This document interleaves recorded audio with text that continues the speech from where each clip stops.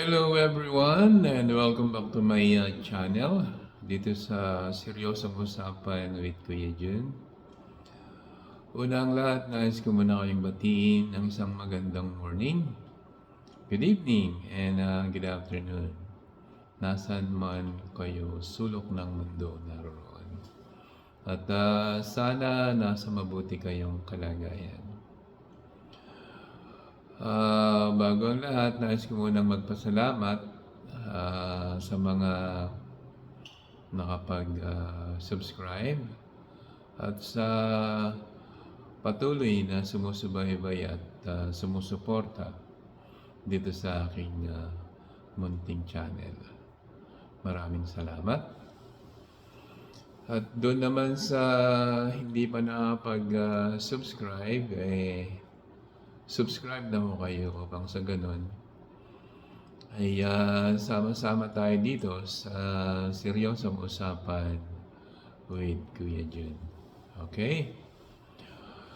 Ang ating topic sa ngayon, ng ating pag-uusapan, ay tungkol sa budget ng PhilHealth. At yun, maraming nakikisawsaw, maraming pumapapel, kumbaga, na hindi naman yata nila muna inunawa or hindi muna nila inintindi or naintindihan ba nila bago sila na magsasatsat, kumbaga. Kasi marami diyang politiko na nakikisawsaw o ngaw-ngaw ng ngaw-ngaw na para bagang napaka yung malasakit niya sa PhilHealth dahil daw zero budget. Parang gano'n. So maraming kumbaga, maraming pumapel, maraming umepal dahil yan sa budget ng PhilHealth. Pero sa aking pakikinig sa ginanap na hearing sa Kamara sa Good Government and Public Accountability. At yun nga, ang topic ay tungkol dito sa PhilHealth. At sa aking pakikinig at pagkaunawa sa mga naging katanungan at kasagutan ng mambabatas dito sa mga namamahala ng PhilHealth ay hindi naman pala zero budget ang PhilHealth. Ulitin ko ho, hindi ho zero budget ang PhilHealth. Siya ay zero subsidy. Kumbaga, walang ibinigay na subsidiya ang gobyerno sa PhilHealth. Ano po ba yung subsidy na tinatawag? Ang subsidy ay tulong na pera o salapi na galing sa pamahalaan. So, hindi binigyan ng subsidy o tulong ng pamahalaan ang PhilHealth sa darating na 2025. Sa kadahilanan, ah, marami namang palang allocation resources or marami naman palang sources na pinagkukunan o pinanggagalingan ng budget ng PhilHealth. So, ito ating tatalakayin kung saan ba nanggagaling yung budget ng PhilHealth. So, hindi naman totally sa pagbibigay ng subsidy ng gobyerno ang pinagkukunan ng budget ng PhilHealth. Hindi naman pala ako ganun. So, ulitin ko, hindi ho zero budget ang PhilHealth sa 2025 dito sa darating na taon. Ang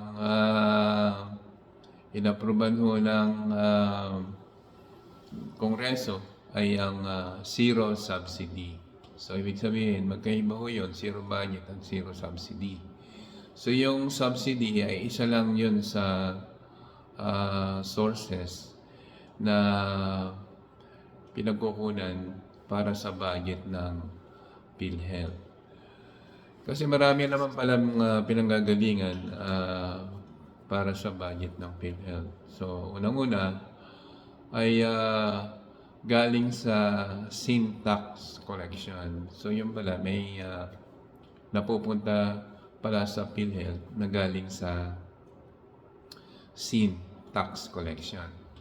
So, pangalawa, 50% ng income ng government share sa PAGCOR. So, 50% ng income ng government share sa PAGCOR. So, medyo malaki din ho yun. At 40% charity fund ng PCSO. At yung pang-apat ay yung premium contribution ng members. At yung pang-lima, annual appropriation ng DOH. So pang-anim lang itong national government subsidy. So hindi ho zero budget ang PhilHealth. Sila lang ay hindi binigyan ng subsidy nitong darating na taon gawa ng nasilip ng administration or nasilip ng mga ibang mambabatas na meron pa namang 600 billion dyan sa ang pera ang PhilHealth. So bukod doon, may lumalabas na kadahilanan hindi ginagastos yung pera sa PhilHealth ay ginagamit sa investment. So kumbaga hindi na serbisyo yung ginagawa nitong mga namumuno sa PhilHealth. Mas pinaprioritize nila yung investment. Kasi ayon dun sa pagtatanong ng mga mambabatas dyan sa Kamara, yun, nasukol nila itong mga nagpapalakad dyan sa PhilHealth. Kaya pala yung para sa service na inilaan ay kumbaga, yun yung tinitipid nila, kumbaga, mini-minimize nila, tapos para dito sa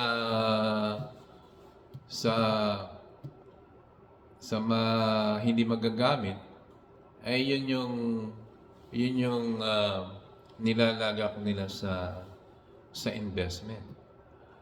So, sa madaling sabi, kaya pala hindi bumababa yung premium ng member, o kaya pala minsan maraming problema sa mga member. Kumbaga, itong taga PhilHealth pala, kinokontrol nila, kumbaga, tinitipid yung para sa sa benefits ng mga member, o para dun sana sa maitutulong dun sa mga porkies, o dun sa mga talagang walang-wala na kababayan natin. Kumbaga, kinokontrol nila, kumbaga tinitipid. Upang sa ganon, yung mas malaki yung ilalagak nila sa investment. So, ang nangyayari dyan, hindi na serbisyo ang ginagawa nila. Nasa investment, na sila. Yung priority nila ay nasa investment na. So, ang tanong dyan, saan pupunta yung kinikita ng yung ini-invest nila? Kaya, hindi ibig sabihin naghihirap yung PhilHealth dahil nagkakaroon ng problema dyan sa PhilHealth yung mga member, o hindi na bibigyan ng tamang benepisyo na dapat ilaan sa ating mga kababayan, ay hindi ho dahil sa gobyerno, dahil ho sa namumuno dyan sa PhilHealth. Na ginagawa nilang negosyo yung pera na dapat sana inilalaan dito sa serbisyo para sa ating mga kababayan, para sa mga benepisyo. Nangyayari dyan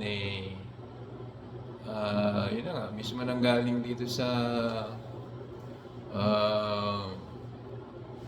pinuno, namumuno nitong PhilHealth, na yung sobra daw, nilalagak nila sa investment. Bakit nakakasobra? Kung talagang uubusin nyo yan, di maraming, kung talagang iubos nyo yan sa mga, kung maubos man yan para sa benepisyo ng mga miyembro, mga kababayan natin na naghihirap, bakit hindi doon ilagak lahat? At bakit kailangan pang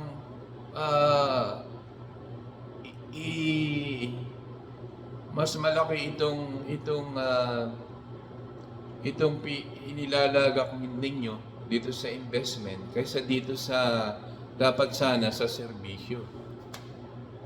So, ang problema ay yung namamahala sa PhilHealth.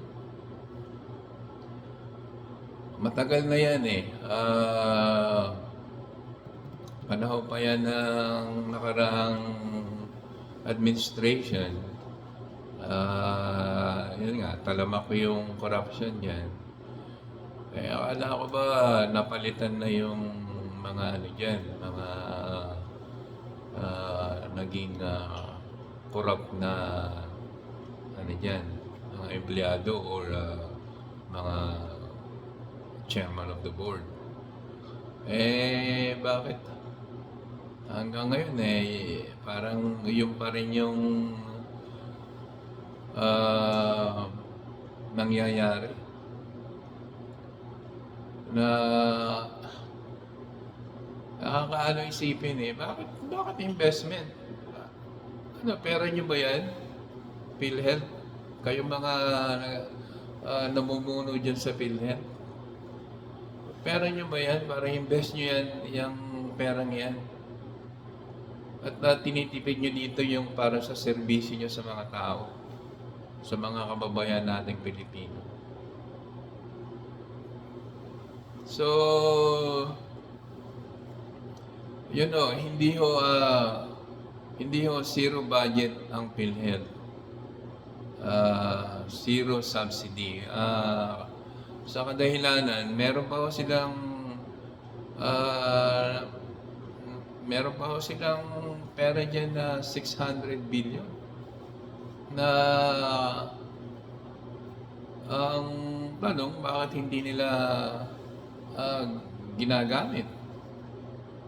Mas inilaan nila kasi sa investment.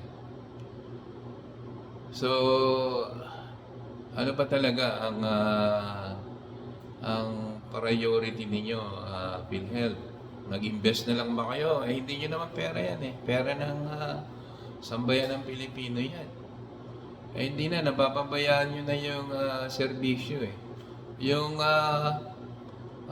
benefits o mga benepisyo sana para dito sa mga miyembro o para dito sa maitutulong nyo dito sa mga kababayan natin naghihirap. Wala Kumbaga, tinitipid nyo o kumbaga, walang bahala nyo dahil dito kayo nakapokus sa investment. Yan yung pinupuntirin nyo, investment. At pagkatapos saan napupunta yung kikitain yan? Yung ini-invest nyo yan? Lumalabas parang kayo-kayo lang ng mga dyan nagpapakasasa Kaya dapat siguro, palitan na yung namumuno dyan sa PhilHealth. Lagi na lang yan ang problema Bakit nyo i-invest yung pera ng sambayan ng Pilipino na dapat sana ang serbisyo nyo ay para sa mabe-benefits o benepisyo sa ating mga kababayang Pilipino. At para lalo na dun sa walang-wala talaga na walang pambayad sa ospital. Ba't hindi na lang yung gawin nyo? Gumawa kayo ng programa na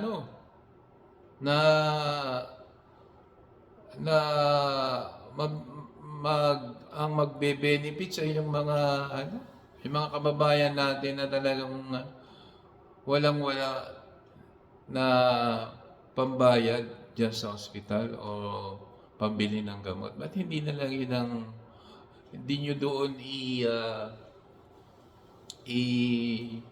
ibagsak yung sinasabi nyong sobra.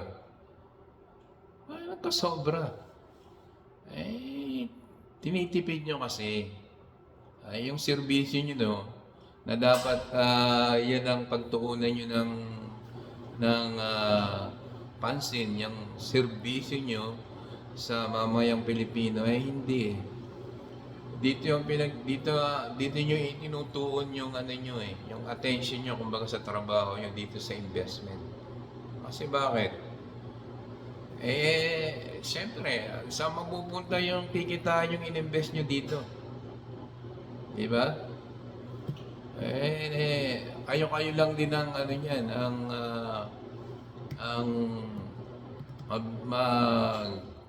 kakaroon ng benepisyo dyan. Kailangan sa inyo dyan, sa PhilHealth, kailangan kayong palitan yan yung mga namumuno dyan. Katulad yan, sinasabing walang budget. Subsidy lang, wala. Pero may budget. Sobra-sobra nga yung budget niyan at kung saan nila ginagamit yung pera dyan sa PhilHealth na dapat sana i-prioritize nila yung serbisyo. Hindi na yung ano nila nandito na sa investment. Kailangan siguro palitan na yung mga namumuno dyan sa PhilHealth. Ganun pa rin Yan na yung nagiging problema dyan sa namumuno dyan sa PhilHealth. So, bakit? Doon kayo sa investment. Umalis kayo dyan. Doon na lang kayo sa kung saan kayo mag-invest. Huwag yung para dyan sa PhilHealth na pera. Yun ang gagamitin nyo sa investment. Alaga naman. So, yun ang pagkakaintindi ko dyan sa budget ng PhilHealth. Hindi sila zero budget. Marami silang sources para sa budget nila. Ang national government subsidy ay pang-anim lang yan.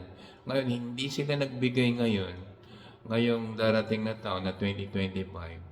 Sa kadahilanan, yun na nga, may nasilip sila na yung pera hindi ginagamit sa talagang dapat paggagamitan, kundi ginagamit nila dito sa investment. Kaya dapat dyan sa namumuno dyan sa PhilHealth, sila yung palitan. Sila yung palitan dyan. Yun lang at sana unawain natin kung ano ba talaga yung kadahilanan o ano bang nangyayari dyan sa PhilHealth. Kasi yung ibang politiko dyan nakikisawsaw na kumbaga concerned sila sa PhilHealth dahil walang zero budget daw. Naman. Dapat alamin muna yung totoo at alamin muna yung dahilan. Hindi zero budget ang PhilHealth. Zero subsidy lang. Hindi lang sila binigyan ng subsidiya ng kasalukuyang administration. Yun. Kaya yung umiepal dyan ng mga politiko na kunwari masyadong concerned dahil zero budget daw yung PhilHealth. Nako. Kayo na ho ang